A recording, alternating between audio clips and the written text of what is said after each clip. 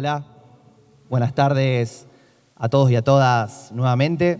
Vamos a estar iniciando una nueva conversación, en este caso y en esta oportunidad, en relación a este gran libro, Nada que esperar, de Sebastián Skolnick. Para quien no lo conoce, una breve caracterización: sociólogo de la UBA, le tocó llevar adelante gran parte de su desarrollo académico e intelectual en la década de los 90, con todo lo que significa. Formó un colectivo, el colectivo Situaciones, donde teoriza y analiza sobre los nuevos campos políticos, la ampliación de la democracia, los nuevos sujetos sociales, un nuevo protagonismo social, colectivo muy estudiado por el colectivo al cual yo pertenezco, que es Ciudad Futura, y junto con ellos van a estar conversando Omar Guerra, abogado, especialista en Derecho Penal Juvenil y trabaja en el socioeducativo de Puertas Abiertas, y Karen Tepp, militante territorial, militante popular, politóloga y obviamente concejala de Ciudad Futura. Así que un fuerte aplauso para ellos tres, que se viene una gran charla.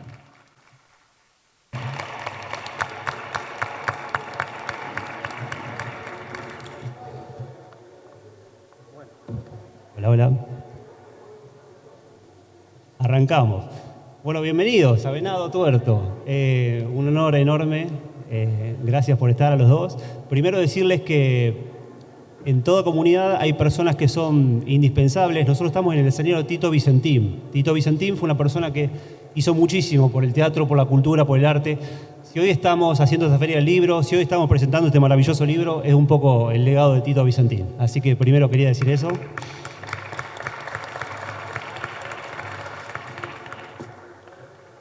Gran libro, Nada que esperar, Sebastián Skolnick, Historia de una amistad política.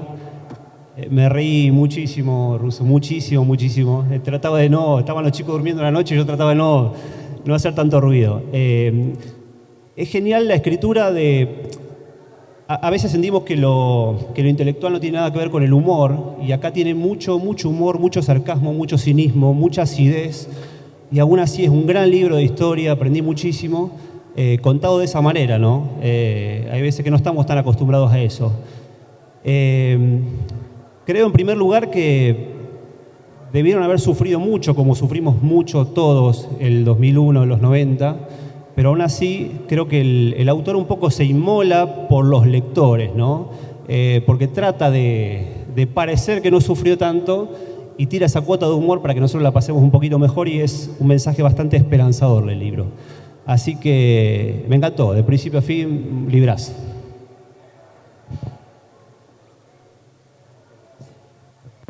¿Qué tal? Buenas tardes a todos y a todas. Muchísimas gracias, Venado Tuerto, por esta primer feria del libro en esta ciudad maravillosa.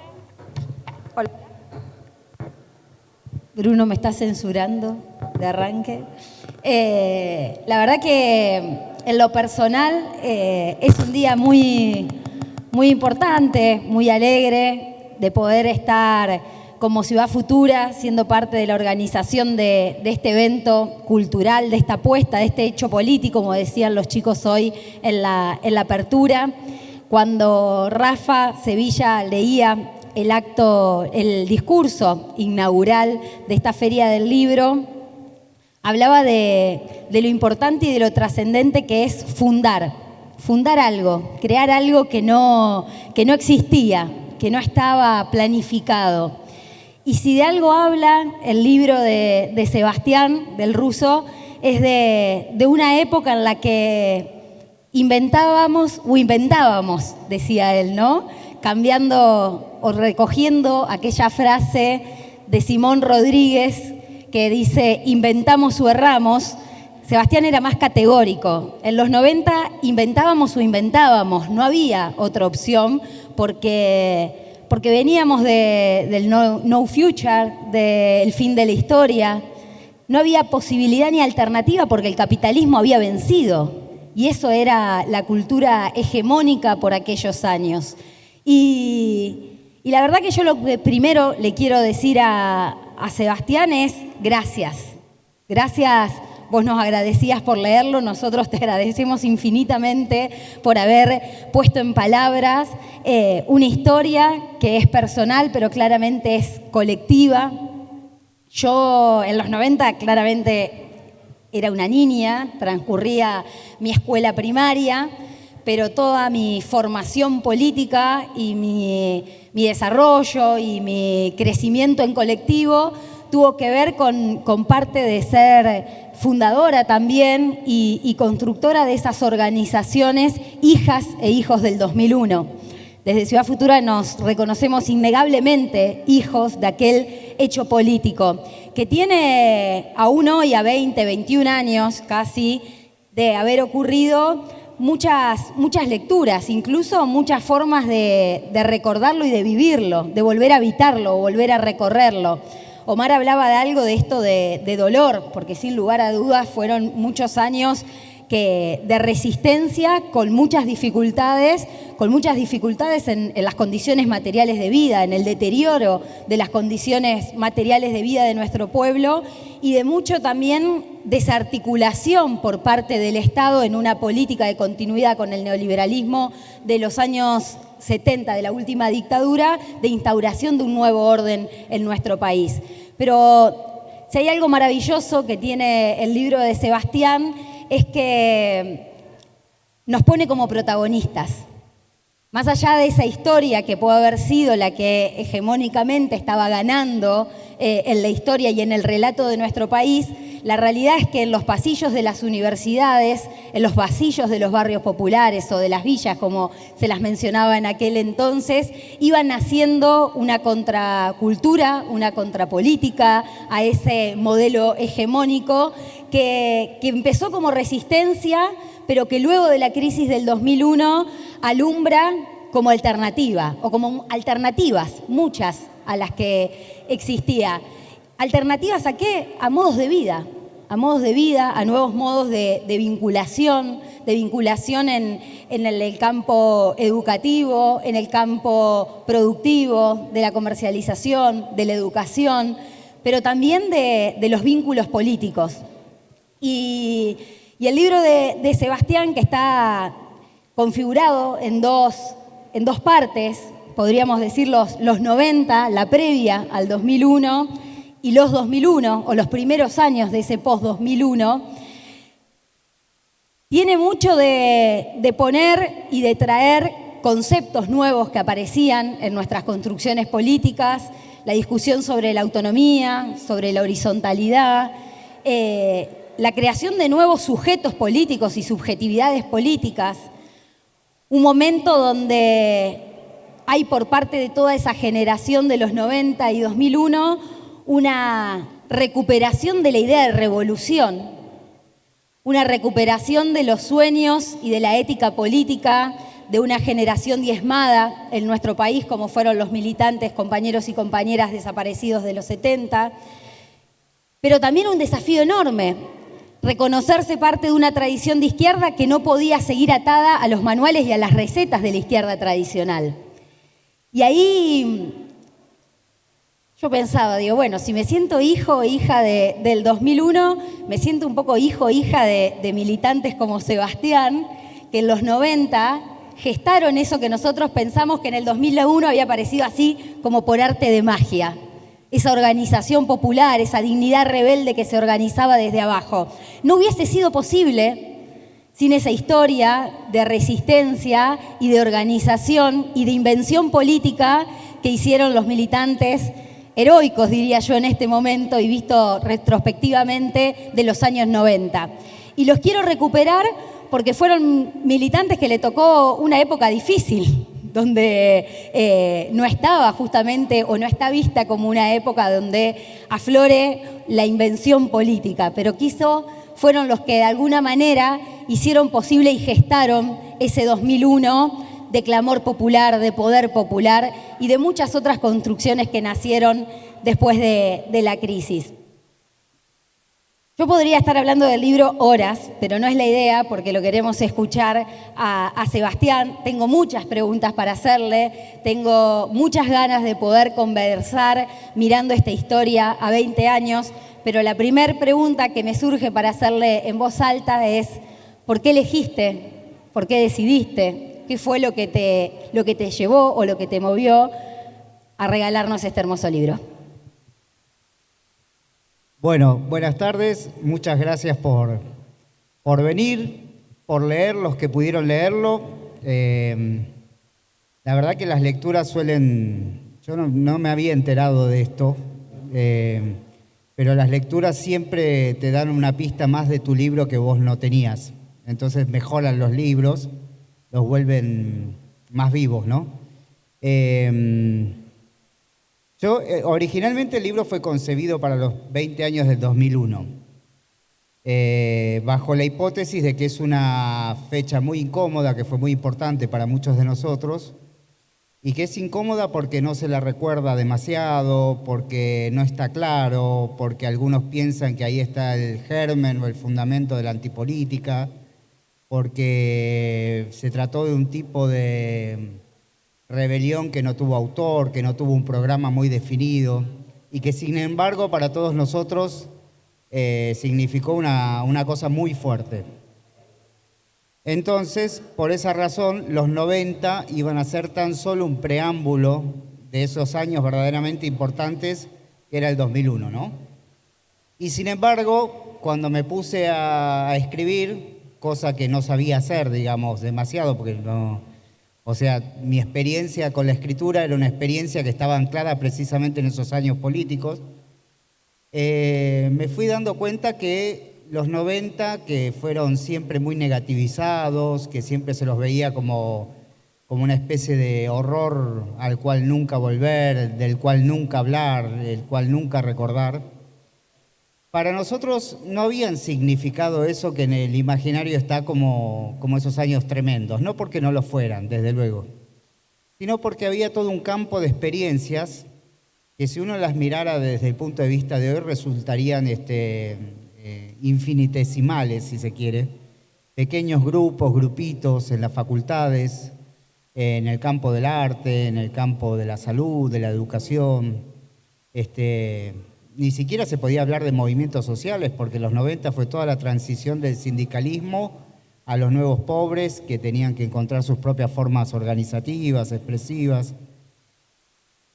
Entonces, todo eso que parecía como una cosa muy pequeñita, muy negativizada, muy ninguneada, empecé a recordar lo felices que fuimos en el medio de tantas desgracias. Y entonces me preguntaba si se podía si había un derecho a ser tan feliz, a haber sido tan felices cuando la desgracia colectiva era tan grande. La desgracia de la dictadura, como dijo Karen, de los 90, de esa frustración con la democracia, de los carapintadas, de los levantamientos, de la hiperinflación, del indulto. Podríamos mencionar un largo derrotero de asuntos que hacen a considerar los 90 como años realmente durísimos.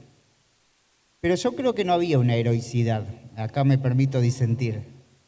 Había más bien una especie de felicidad rara, porque la verdad que desde un punto de vista nos iba muy mal, digamos, no teníamos trabajo, no podíamos ni siquiera imaginar un horizonte de carrera académica, pero todas esas situaciones vistas desde hoy, uno puede pensar que eran condición de posibilidad para una experiencia de nuevo tipo.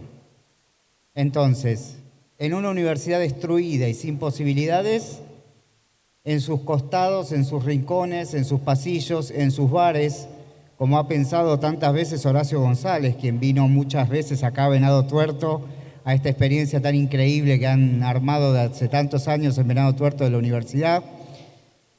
En esos pliegues de universidades derruidas, de escuelas que no encontraban claramente su sentido, de pequeños galpones, artistas que no querían consagrarse en el mundo del espectáculo, en esos pliegues empezaba a cocinarse algo que después, cuando vino el 2001, se lo vio con una escala muy masiva, pero cierto tipo de reflexiones, cierto tipo de sensibilidad que empezaba a pensar que, bajo la interrogación de qué es hacer política cuando ya no tenés modelos políticos, empezaba a pensar de qué manera se podía organizar grupos pequeños, articulaciones elementales para hacer cosas. Pero no para hacer cosas porque fueran necesariamente un mandato moral, también lo era, si se quiere, sino porque era lo único digno que había para hacer. O sea, el resto era o consumirse en una especie de cinismo ambiente muy cruel, o volverse autoempresario de sí, o triunfar en el modelo mediático empresarial. Bueno, nuestras vidas estaban en estado de ruina de alguna manera. Y esa situación de estar en estado de ruinas nos proporcionó una fuerza increíble y una libertad asombrosa para poder reinventar las cosas. Entonces, si ya no tenías una herencia tan clara de las décadas anteriores porque había sido exterminada la década del 70, tenías una libertad también paradójica de poder recrear esa década de acuerdo a tus necesidades concretas, a qué significaba hacer política sin modelo. Entonces, los 90, que iban a ser apenas un preámbulo, terminaron siendo una situación, un laboratorio vivo, muy importante, que nos permitió a nosotros empezar a encontrar un lugar para hacer cosas. Primero en la universidad, luego yéndonos de la universidad, luego sacando libros, fundando una editorial, relacionándonos con movimientos sociales, hasta que la irrupción del movimiento piquetero realmente nos cambió la vida de manera muy radical. Porque todo lo que habíamos pensado, imaginado, estudiado y escrito se puso a prueba en una situación muy concreta, que era el germen de una Argentina que estaba por estallar y que nadie suponía que podía estallar. Entonces, bueno, de alguna manera es un libro sobre la década de los 90, o sea, fue sacado para los 20 años del 2001, pero es un libro sobre la década de los 90. Pero también de cómo, luego de los 2000, empieza un movimiento paulatino de normalización política. Reaparece el Estado, reaparecen las becas, reaparecen las instituciones, reaparece el dinero, reaparece el empleo en su máxima expresión. Todas cosas frente a las cuales es imposible oponerse, no habría razón alguna para no festejar, digamos, la presencia de estos elementos. Pero sí habría que lamentar la falta de libertad que impusieron a la hora de imaginar o de pensar nuevas formas de hacer política, nuevas formas de transformar la vida concreta de las personas, ¿no? Entonces, bueno, el libro de alguna manera redescubre esos focos sobre la base de la idea de amistad política. La amistad política supone una ética de la gratuidad que es capaz de sustraerse a la lógica del cálculo instrumental. Éramos amigos porque éramos amigos, y porque éramos amigos podíamos imaginar cosas que ningún tipo de relación te habilita a imaginar, porque las relaciones suelen estar determinadas por otro tipo de cálculos. Pero la amistad es ese fondo común que fue el verdadero acontecimiento político de los 90 y de los 2000. El fondo sobre el cual ciertas experiencias fueron posibles de ser llevadas a cabo. Bueno, un poco la idea era escribir sobre esos años, pero al escribir sobre esos años también fui descubriendo o redescubriendo muchas cosas a través de recuerdos y de situaciones que fueron determinantes, y que si bien no habría forma de reponer ninguno de esos elementos, tengo la impresión de que todos esos elementos podrían hablarle a esta situación.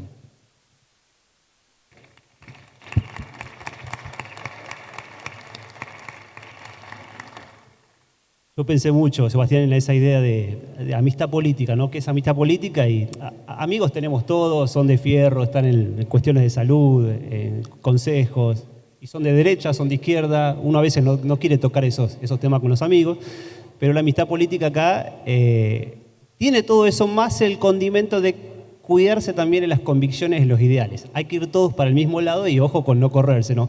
Hay una escena del libro que es muy graciosa, que ustedes creo que van a un bar, me parece, y sospechaban que los mozos eran cómplices de la última represión de Estado, de la última dictadura militar.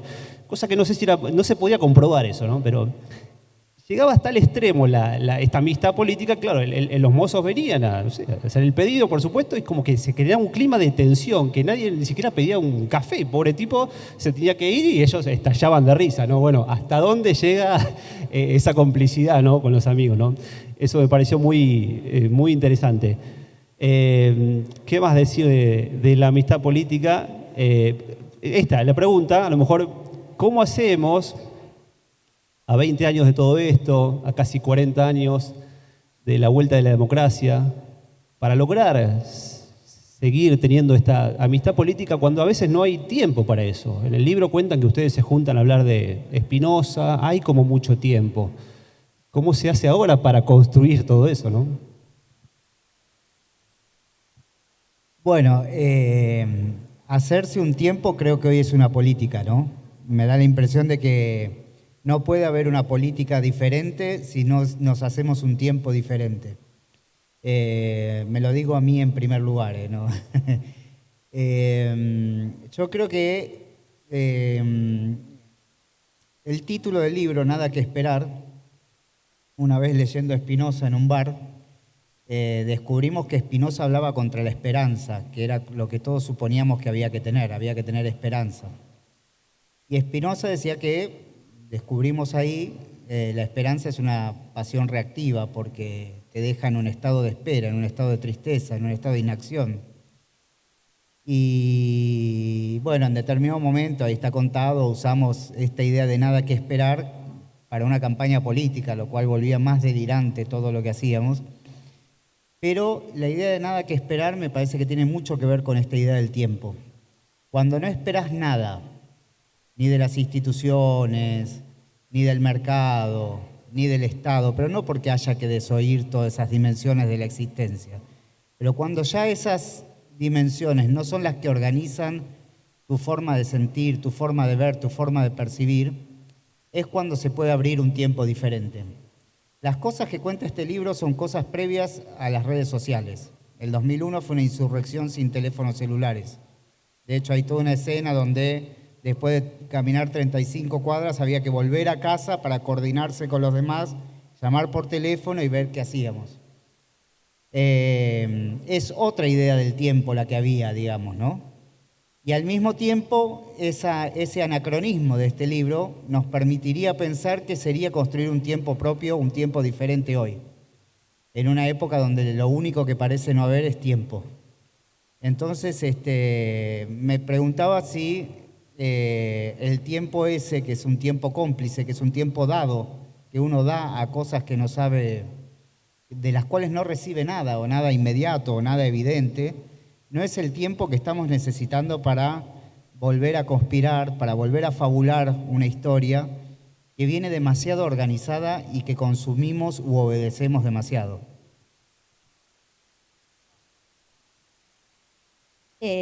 Bueno, sabía que iba a pasar esto, porque cuando empecemos a conversar todo lo que quería decir se iba a poner patas para arriba. Sobre la amistad política, yo creo que le decía a Sebastián antes de arrancar, y lo traía también recién Omar, es imposible no leer el libro de manera achinada, digo yo, porque es todo el tiempo estar como siendo parte de esa escena y de ese relato que te trae Sebastián y ser parte de esa complicidad, ser parte de leer un libro que lo escribe un militante que lo lee una militante. Entonces, en muchas de las escenas de la cotidianeidad de la militancia, es imposible uno no ver su propia historia o no imaginarse haber estado ahí por más que no estuvo.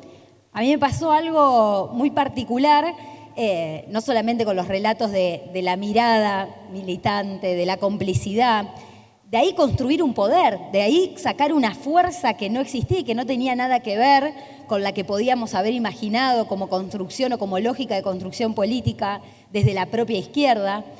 Y hay escenas que para mí no solamente las viví en carne propia, pensando en los viajes al Mocase, a ir a conocer otras experiencias políticas y demás, sino que incluso me trajeron en la lectura a la voluntad, al libro La voluntad sobre la militancia de los 70. Esa escena cuando un militante se sube a un colectivo en condiciones que generalmente son deplorables, el colectivo tiene muchas chances de romperse en el camino, de pasarla mal, de no saber si se llega a todo esto. Bueno, el viaje para ir a ver al comandante en el sur, el viaje para ir a ver a los Tupac. Bueno, esos viajes, esa belleza que transmite el libro, para mí es muy importante y para mí es una lectura muy obligada en estos tiempos, donde necesitamos reconectar con la política de ahí, ¿no? Recién decía Sebastián de la reconfiguración o la reconstrucción que hizo el propio sistema político luego de la crisis del 2001.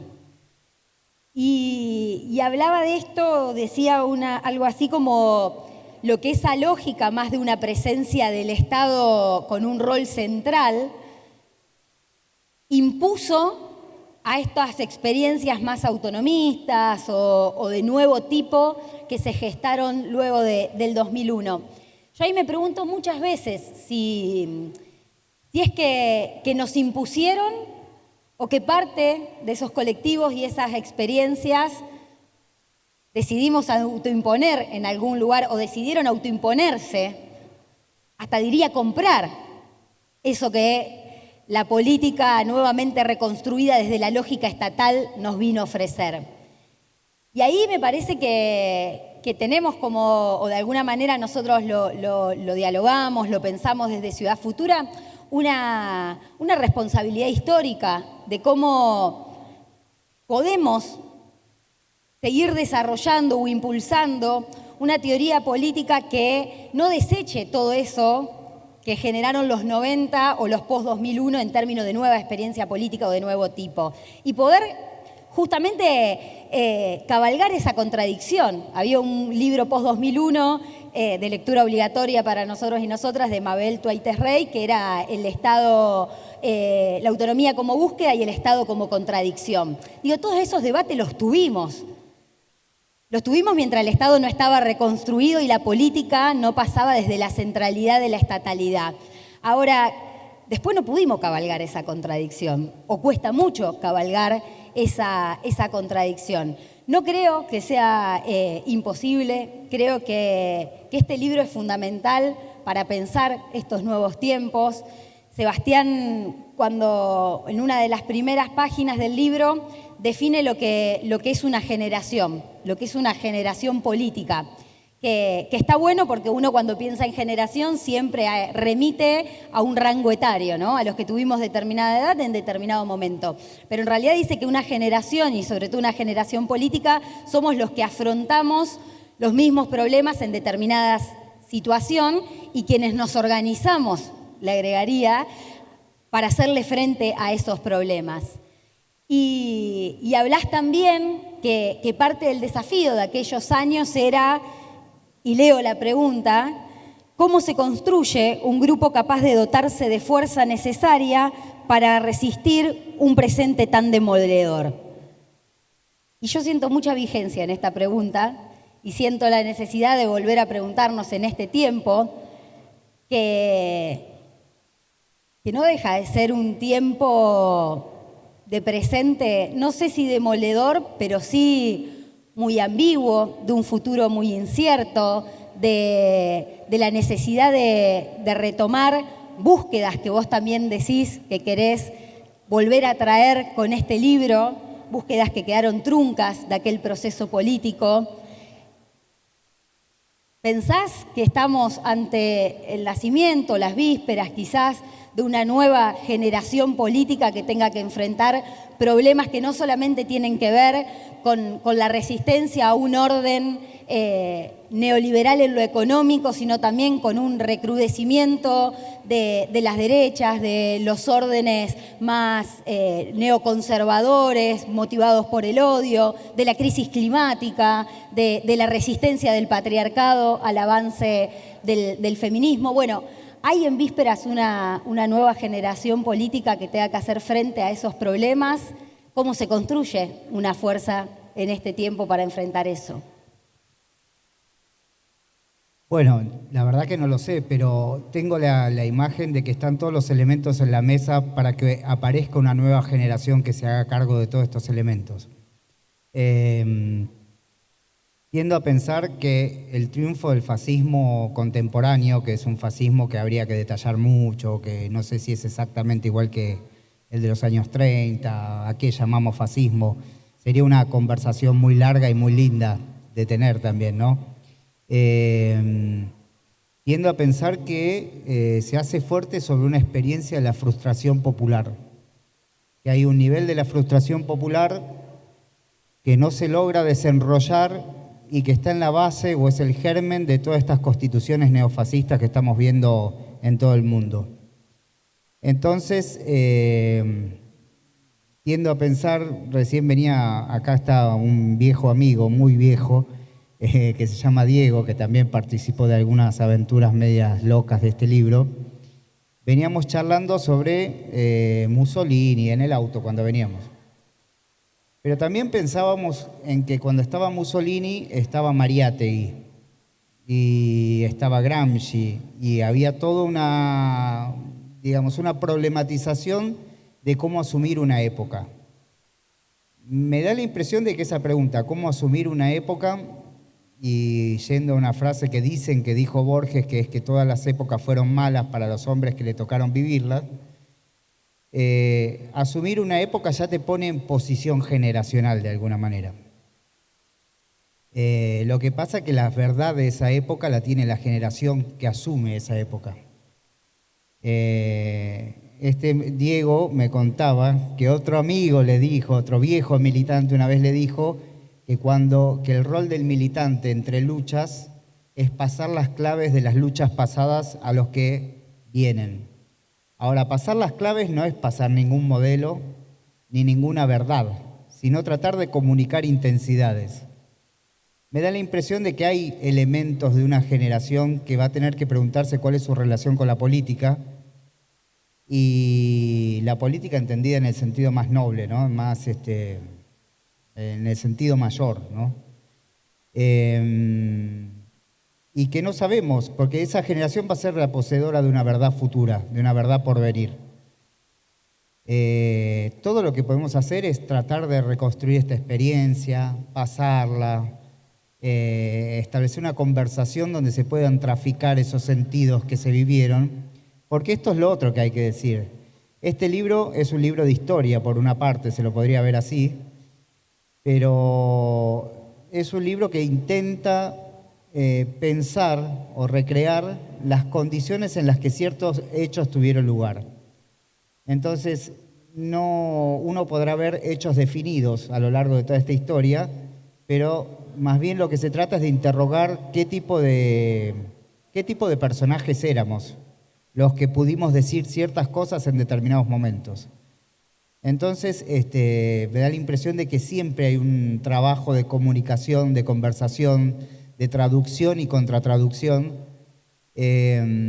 para una futura generación o para una presente generación que va a tener que asumir la situación de qué es hacer política, es decir, cómo nos organizamos para vivir, entendiendo que la política no es una actividad separada de la vida, en una sociedad que empieza a mostrar rasgos preocupantes, como decías vos, de un neofascismo contemporáneo, lo digo así a la bruta, digamos, ¿no? Pero creo que sí, que están los elementos, falta una osadía de esa generación, una posibilidad, o nos falta tal vez a nosotros descubrir eso que ya está en movimiento y que aún no lo sabemos ver ni pensar, no sé.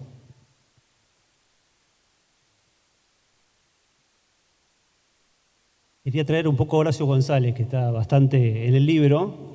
Horacio González. ¿Se puede leer un poquito o no?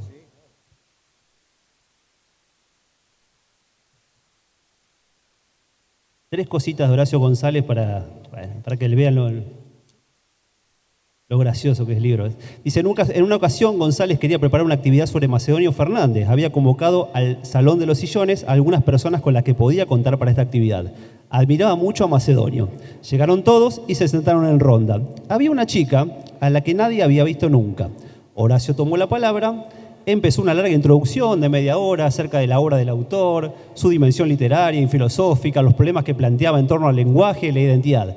Y así se ramificaba por todos los senderos posibles que proliferaban incesantes como la obra de Macedonio. Luego le preguntó a cada uno qué opinión tenían de Fernández y qué se podría hacer para recordarlo, saliendo de los lugares comunes de una memorística evidente. Cada uno dijo lo suyo. Cuando llegó el turno de la compañera nueva, González le preguntó, ¿y a vos qué te parece? La chica, un poco nerviosa y tímida, contestó, no sé, yo trabajo en la veterinaria de la esquina, vengo a cobrar las vacunas que le aplicamos al perro. Todos reímos, pero Horacio insistió, ¿pero te interesó lo que hablamos? La chica le respondió, bueno, nunca había escuchado el nombre de ese señor Macedonio. Ese era el mecanismo gonzaliano, no preguntar de dónde venís ni cuánto sabés, sino que sos capaz de dar y cuánto sos capaz de aprender para hacer una experiencia común. ¿Qué fue? Y aquí la pregunta, el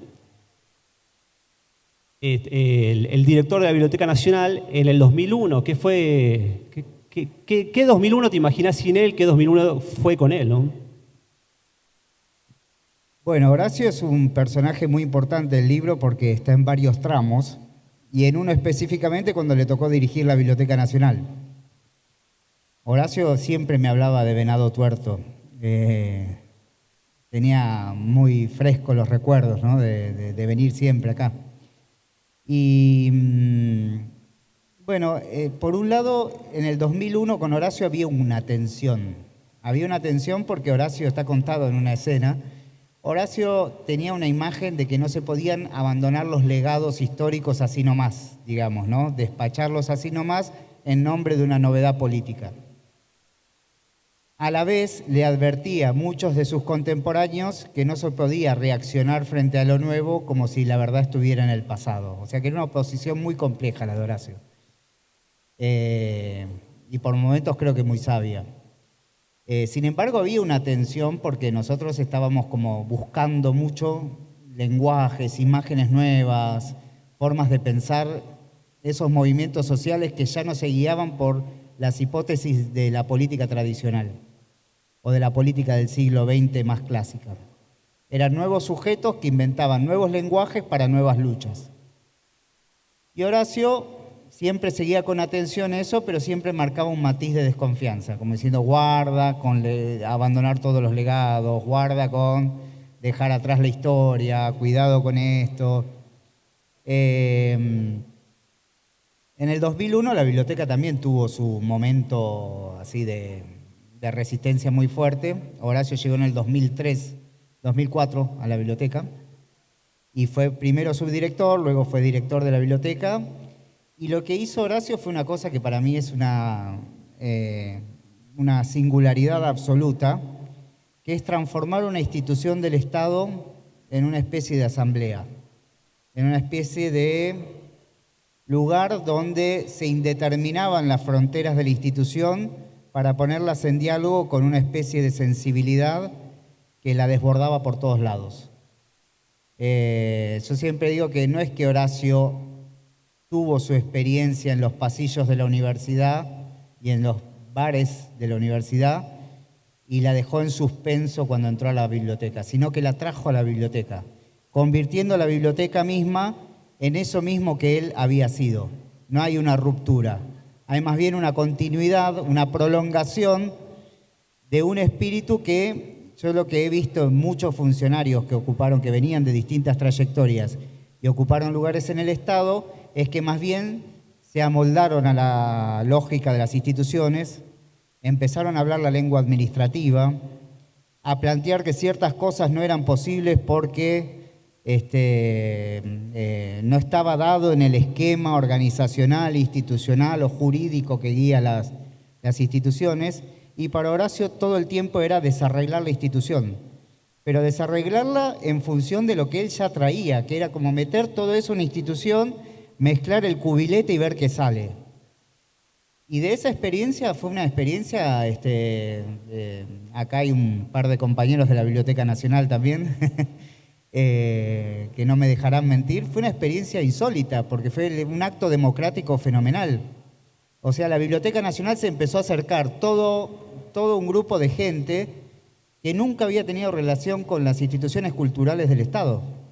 Entonces se empezó a poblar de artistas, de disidentes, de mendigos, de madres de Plaza de Mayo, de gente que había sido históricamente ninguneada, y de golpe encontraba ahí un espacio donde todo podía suceder.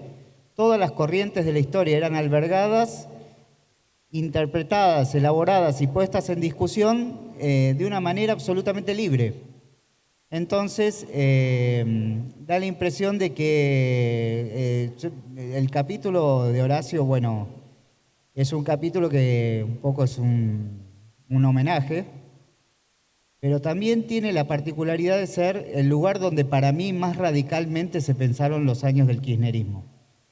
Entonces lo ponía, siempre es mejor discutir con lo que mejor se hizo, no con las cosas más berretas que podemos ver proliferar por cientos, ¿no? De hecho, también hay una discusión sobre los nuevos modelos militantes y demás.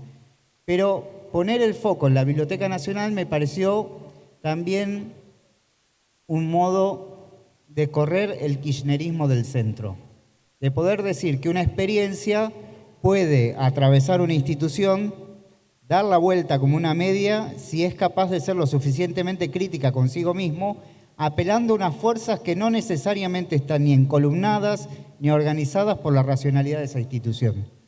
Ese fue un poco el sentido, además de un homenaje merecido, y además porque es el lugar donde trabajo y donde viví muy de cerca todas estas discusiones y todas estas circunstancias.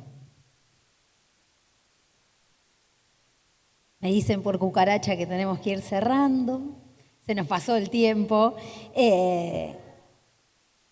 Vuelvo a traer cómo arrancamos. ¿Inventamos o inventamos? Es algo que está de diferentes maneras puesto todo el tiempo en la historia que contás.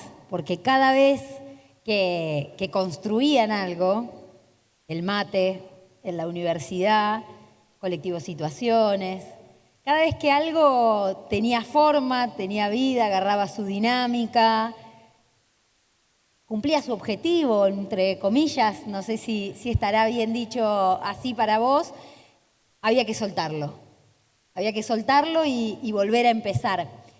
Entonces yo pensaba esto que vos arrancás en el libro diciendo en los 90 inventábamos o inventábamos, no esto de inventamos, borramos, inventábamos o inventábamos, como la única posibilidad. Pero eso se convierte, me parece, luego en esta tradición política que se inaugura, no en un dogma, no en una ideología, pero sí en un método de construcción política. Crear algo nuevo, que eso nuevo que podamos crear sea eficiente, tenga eficacia. A mí eso me parece genial cuando vos lo traés en la experiencia, creo que es del mate, que decís, bueno, que esta práctica política que estemos haciendo no cumple o no tiene una función de la lógica de la dinámica de la política universitaria clásica, ni de engordar las filas, ni de hacer una carrera personal en el funcionariado, sino vivir la práctica misma, ser parte de esa práctica misma, pero que tiene que ser eficiente. La creación de la Cátedra Libre Ernesto Che Guevara, la discusión con el buró del Partido Comunista, los personajes que traes que detrás de escena y off the record tengo que certificar si algunos nombres que me imaginé son efectivamente los que vos haces referencia en el libro, pero hay algo que me parece ahí y te quería preguntar si compartís esta lectura que hago, ¿no? De que esto de inventar, de crear, de la imaginación política, de la creatividad política, aparece o se inaugura como un método de construcción política. La primera parte la terminás diciendo, bueno, volver a empezar, que es parte de no estar cómodo cuando las organizaciones generan una estructura que ya tiene, el mayor peso es hacerla funcionar con una burocracia que resulta pesada, que encorseta, que justamente atenta contra esa innovación y creatividad política. Entonces decís soltar y volver a empezar, no enamorarse, diría yo, del paisaje que uno mismo construye para que la historia siga hacia adelante. Y creo que es también de la misma manera en la que terminás la segunda parte, que contás momentos, historias, trayectos, pero que los ponés en función de lo que viene. Y en ese sentido, agradecerte por movernos a eso, por invitarnos a eso y por volver a poner en valor la política en ese acto cotidiano de amor y de afectividad política, cuando 2 personas, 3 personas absolutamente comunes, de las del montón, nos juntamos, nos miramos en complicidad y decidimos construir una forma distinta de vivir y de habitar el mundo. ¿Para dónde seguimos ahora en este soltar? ¿Cómo termina? Volver a empezar. ¿En qué etapa estás de volver a empezar? Bueno, es difícil porque la primera cosa es que en el libro están mencionados todo el tiempo los pulmones, ¿no? Como si alguno de nosotros tuviera problemas de pulmones, pero es como la sensación de asfixia que se vive en ciertos lugares es un indicador muy grande de que algo está fallando. Entonces siempre habría que encontrar la relación entre resistencia y creación, porque si esas resistencias eran modos reactivos, pero que no eran capaces de producir ningún entusiasmo, ninguna alegría, ninguna forma de lucha digna de ser vivida, eran meros actos reflejos de militantes tristes que estaban como, digamos, hay una escena muy linda de un libro de Bifo, de Franco Berardi, sobre Félix Guattari, donde en un momento empieza a contar Guattari, iba a todas las reuniones militantes y ya no estaba alegre, ya no reía, era un tipo muy chispeante y él tenía una subjetividad creacionista. Entonces no podía dejar todos esos lugares de la resistencia, pero al mismo tiempo ya no creía en ninguno de ellos, estaba porque había que estar. Entonces me parece que hay un hilo genuino, una pregunta de frente que hay que hacerse siempre, que es acerca del propio entusiasmo en las cosas que se hacen, ¿no? De qué grados de vitalidad está viendo uno en aquello que hace. Es casi como el método sería ese, preguntarse por todas las zonas mórbidas nuestras que a cada rato reaparecen y nos llevan a lugares, en fin. La mayoría las experiencias que están narradas en este libro ya no existen más. No existen más estos grupos, no existen estas siglas. Existe sí una memoria de todo esto y existe una amistad que perdura, qué sé yo. La amistad siempre era el nombre de una pregunta, no pasaba por personas fijas, ni por siglas, ni por organizaciones. Yo creo que el volver a comenzar para mí es muy radical en ese sentido ahora. Es un volver a comenzar, no como el de Alejandro Lerner, sino que sería algo así como realmente ya no saber quién se es, digamos, ¿no? Escribir este libro también fue soltar una historia de muchos años pensada, elaborada, tanto la de la biblioteca como la del colectivo Situaciones, como las facultades sociales, son 30 años de capas de discusiones y experiencias que estaban ahí para procesarlas de alguna manera. ¿Cómo sigue esto? Vaya uno a saber. La verdad no lo sé. Ojalá ilumine algún camino digno de ser recorrido, pero siempre me gusta encontrar amistades, amigos, cómplices, con los cuales poder compartir una cosa que me parece esencial. Vos mencionabas la eficacia y yo te pondría también al lado de la palabra eficacia la de la fragilidad. Entonces, pienso que desde esa fragilidad es de donde surgen las verdaderas cosas y esas verdaderas cosas duran lo que están llamadas a durar. Y después, se ramificarán en otras cosas y devendrán otras cosas, pero la verdad no sé muy bien en qué punto estamos. Ahí hay un viejo compañero, ya lo dije, no sé si quiere agregar algo o está muy bien. No, está muy bien.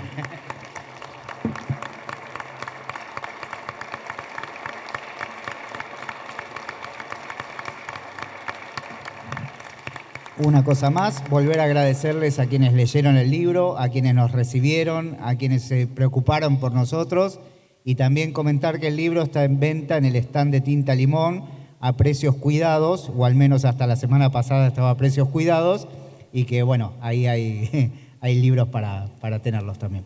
Muchas gracias por haber venido.